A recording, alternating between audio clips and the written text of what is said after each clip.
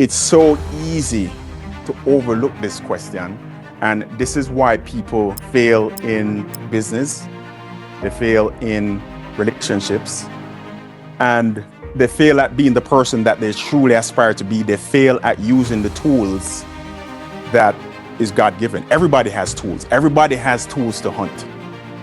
But a lot of time we sit on the tools or we let them get rusty and we don't sharpen these tools. So the question that I want you to ask yourself is, what are you willing to sacrifice? Everything has a cost. Every single thing that is worth pursuing has a cost.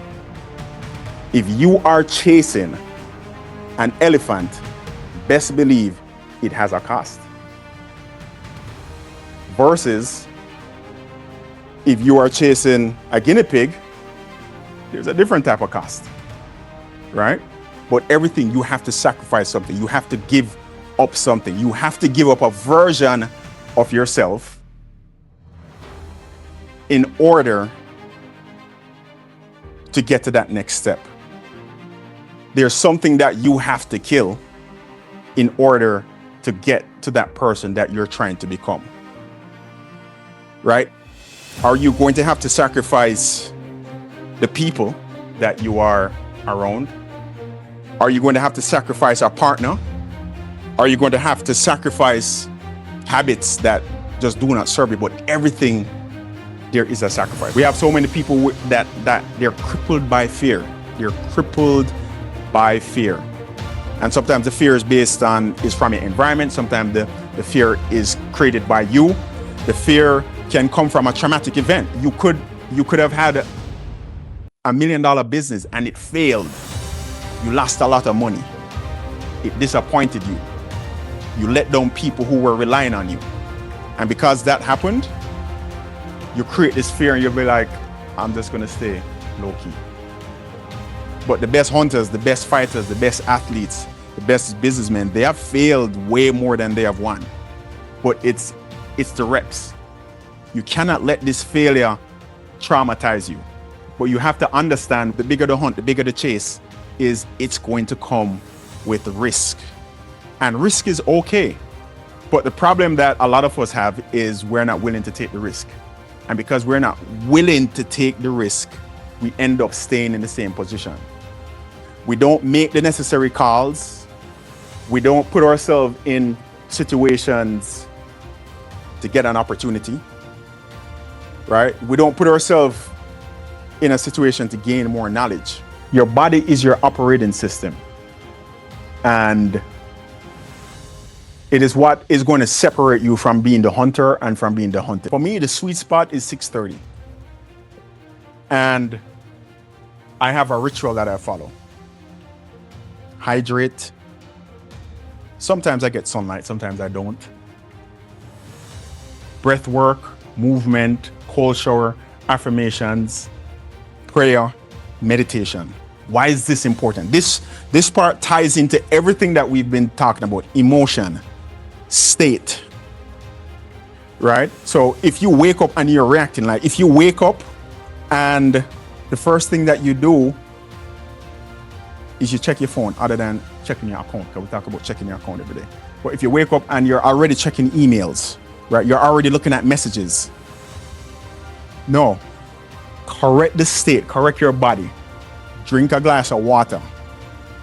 If you're elite, you're going to drink a glass of water, but that glass of water has in creatine, it has in apple cider vinegar, it has in your probiotics. But that's elite. We're just doing it baseline right now. But you have your glass of water, that's the first thing. If you can get sunlight, great. But breath work is amazing, people. Right? You do your breath work. And this whole sequence, if you're seeing it as an additional thing that you're adding to your life, come on. Like, it only takes 10 minutes. You do your breath work, you get up and move, you stretch, you just walk around, get the blood flowing. So we did time, we did money, we did knowledge, and the last one is people. And a lot of founders, a lot of entrepreneurs who have existing businesses, this is where they fall short in terms of scaling from 6 to 7 figures. It's the people. Right? Not either hiring the right people, failing to hire talented people, or not training the people that you already have. One of the biggest things that causes founders, even when they do get to $1 million, to go to 2 million, it holds them back, right? Or they keep on growing the revenue, but then the cost keeps on going up because they either hire people who aren't trained, and you increase your team, but you don't give them the right training, you don't give them the right support, and now you're spending more, you have this cost. So you have to be able to look at the people, right? You have to be able to look at the people, and you have to be able to know if you need to add, if you need to train. Extremely important. Happiness, you'll never find your happiness in a destination. You'll never find your happiness in a thing.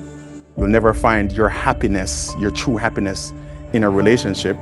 You'll never find your happiness in moving to a place, right? It's not a destination, it is a process. And we all carry that every single place that we go. So that is how I came up with the hunter mindset, because if you can see yourself at the apex, if you are the head hunter of your jungle, of your world, you will be assuming certain responsibilities. You will be assuming a certain mindset, and you will be assuming a duty. I do not take the knee, fall on my sword. I do not hope for victory, I hunt it. My mind is my weapon. My body is my vessel. My word is bond. Came from nothing. I built from nothing, because nothing was never going to stop me. I see the target, not the obstacle. I refuse the dark.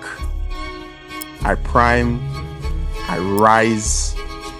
I hunt again. I know my why. I know my future self. I manage growth.